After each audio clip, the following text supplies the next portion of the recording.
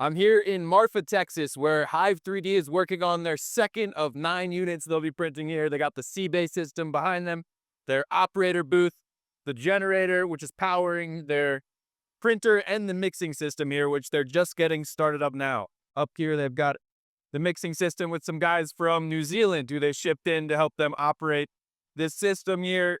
And you can see the dry mix is just getting started, running through this hose, and they're waiting for it to reach the perfect consistency over there, after which they'll run the system, they'll hook it up to the printer and get this print going today. My name is Wafay. I'm the project manager here for Hive 3D, and we're doing 9-house development in Marfa. You might recognize Wafe from a podcast episode we did together. He's also CEO of Corox in New Zealand. And Wafe, how do you know when the material's good? When you start to see it doing this S-shaped forms and it's getting good consistency, it's not too dry, not too wet, and you can also draw a line and then it holds a shape. And it can also support another layer above it. Here's a look at the first house they completed. It's comprised of 27 wall segments, and if they're able to print 2 or 3 per print day, that means they can get the job done in about 2 weeks' time. They've got supposedly a much better print consistency coming out on the second house after learning some lessons about how the material reacts to this local environment. And you can get an idea for the finish. They've got a stucco on some of these, but this is the raw material, how it looks without any finish. And it's really a pretty consistent material in that there's not a big variance between the thinnest or thickest part, which is good for stuccoing because that means it takes less material to finish it out. You can get an idea for the plumbing. They've got the water and electrical running right through the slab. In some previous builds, they put it inside the wall. It seems like they're no longer using that system, and we'll have to ask later in the video about these screws coming out the side. This video is sponsored by Eco Material Technologies. They supplied the Pozzo-cem that's being used to construct these homes. Eco Material Technologies has access to an incredible amount of fly ash that's just sitting around waiting to be used for awesome projects like this. Once upon a time, it was just a waste material, but now fly ash has tremendous utility in reducing the cement concentration of printed concrete mixes. So if you're interested in bringing that to your project, contact Eco Material Technologies at the link in the description and see how they can help you for your concrete project today. I'll make sure to ask the team how they feel about the technology. I know they've been working with those same guys since their very first projects I got to film, and they're still using it. So that says more than this ad possibly could.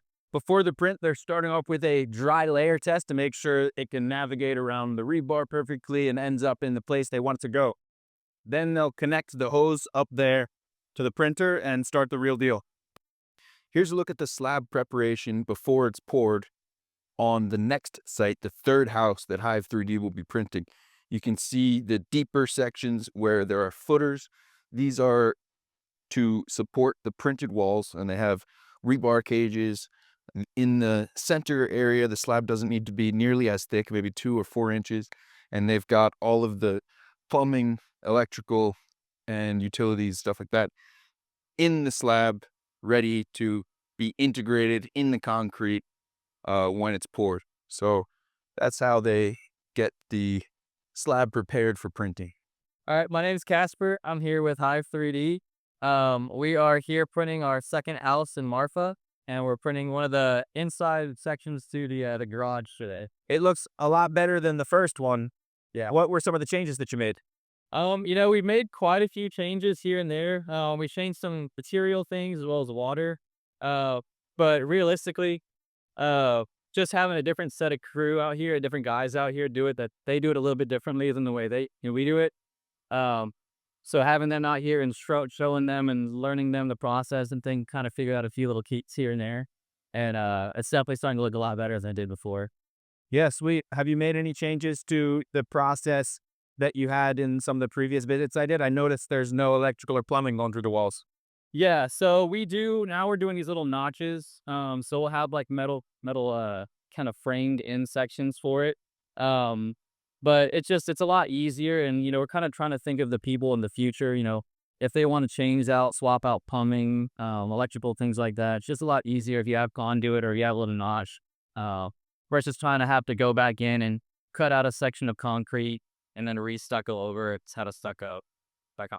But this is an exterior outlet, and this is where an exterior outlet would have gone, but there's a spine. So whenever we were cutting out the outlet, we realized that we wanted it to, we needed it to be here from the diagram, but because there's a spine there, it's just one of those pre-planning situations where, if we were to look down essentially from the top to see, we would have known there was a spine there.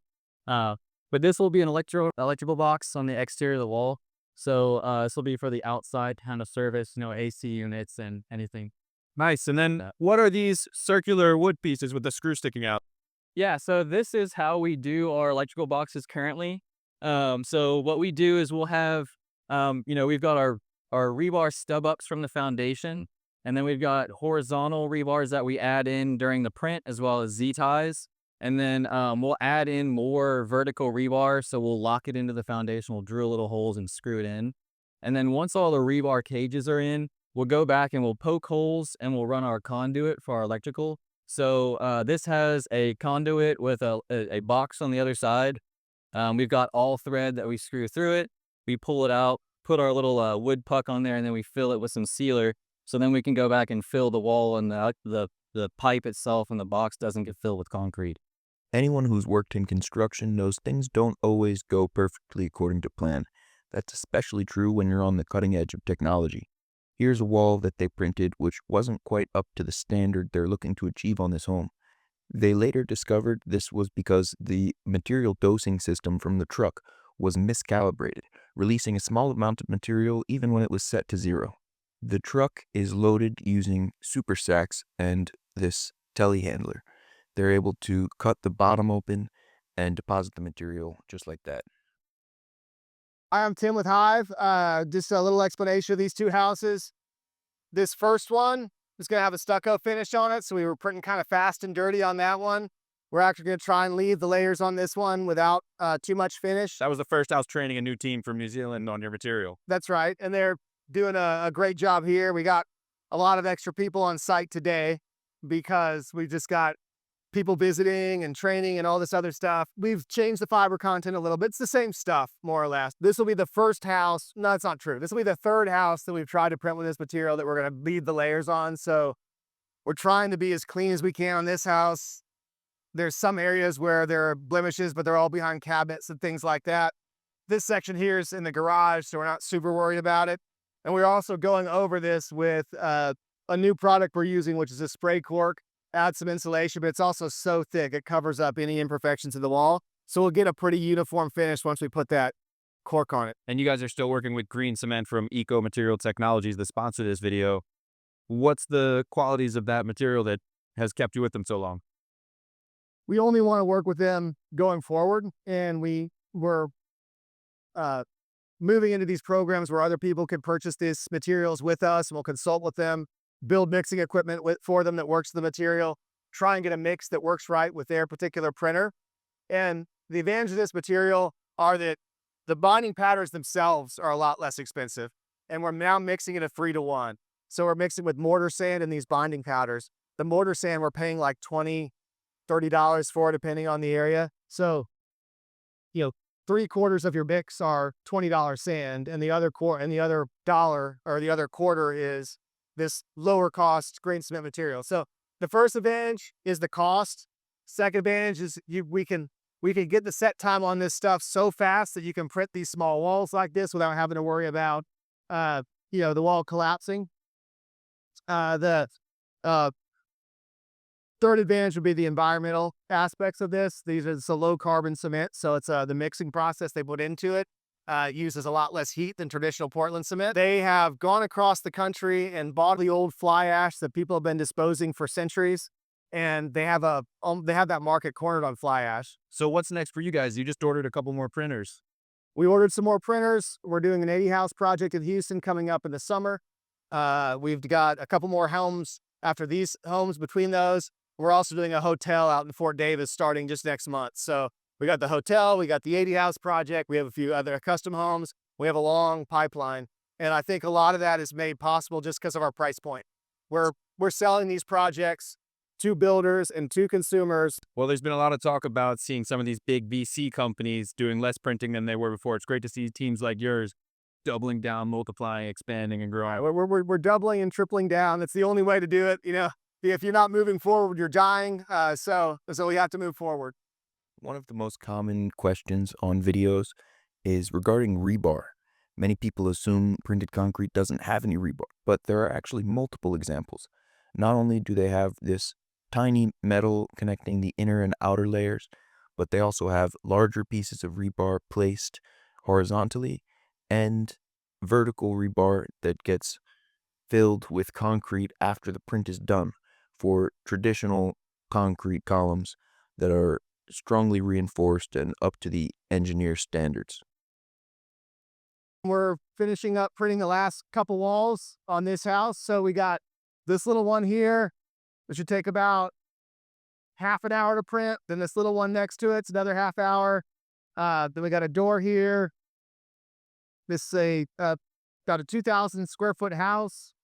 After we finish printing this wall, we want to try and move everything over and get to our third house here. So we got one behind us that we finished about a month ago. We got this one, and then we're going to start our third one.